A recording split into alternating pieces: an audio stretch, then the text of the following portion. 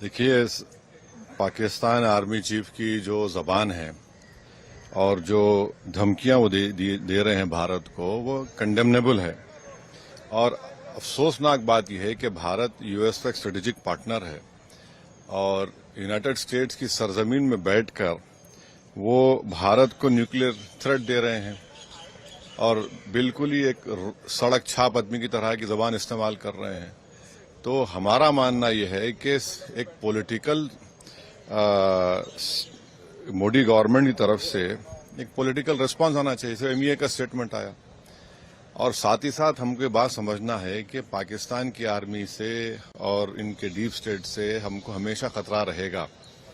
इसके लिए हमको अपनी जो डिफेंस बजट में जो हम लोग कम खर्चा कर रहे हैं उसको बढ़ाना पड़ेगा ताकि हम तैयार रह सकें।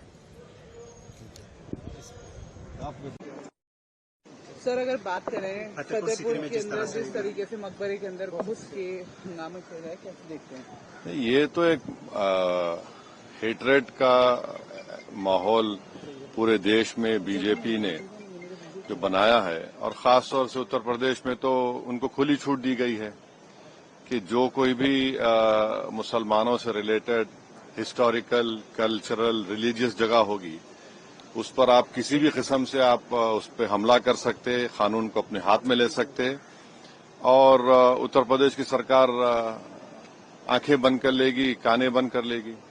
पुलिस की मौजूदगी में जाकर खबरों को तोड़ा जा रहा है, बेहुरमती की जा रही है, दरगाह के अंदर जाया जा रहा है और पुलिस कुछ नहीं कर रही है।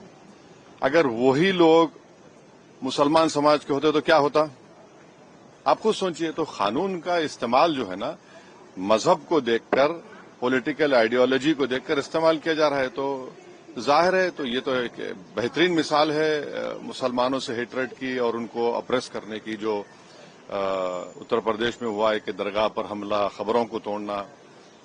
तो ऐसा लग रहा था कि फिर दोबारा 1992 वापस आ रहा है क्या? 1991 लॉ का आप फिर से एक बार हम देख रहे हैं कि टूटना हो रहा है। 1991 लॉ का बेसिस ऑफ वर्शिप एक्ट, हाँ, एक बार फिर से वायलेशन हो रहा है। नहीं, वो वायलेशन तो है, मगर पुलिस की मौजूदगी में इनको कैसे इजाजत दी जा रही है? पुलिस क्या कर रही थी वहां पर? पुलिस के सामने खबरों को हमला तोड़ा जा रहा है, नुकसान किया जा रहा है, दरगाह के अंदर घुसकर उसकी तकद्दुस को पामाल किया जा रहा है। और आस्था क्या है फिर? आपकी आस्था किस में है? आपकी आस्था ना रूल ऑफ लॉ में है, ना आपकी आस्था प्रदेश को पीसफुल रखने में, बल्कि आप तो सिर्फ एक ही वन पॉइंट है, चाहे आसाम हो, यूपी हो, मुसलमानों को टारगेट किया जाए, बुलडोजर को इस्तेमाल किया जाए, बेघर किया जाए, या किसी मस्जिद दरगाह पर आप हमले कर दीजिए, या फिर बाद में कह दीजिए कि नहीं नहीं यहाँ पर वो आक्रामककारी आए थे और ऐसा हो गया, ये हो गया। तो ये एक बेहतरीन मिसाल है जुल्म की। वैसे सर, जस्टिस वर्मा के खिलाफ महाभियोग प्रस्ताव को अभी पढ़ने दीजिए।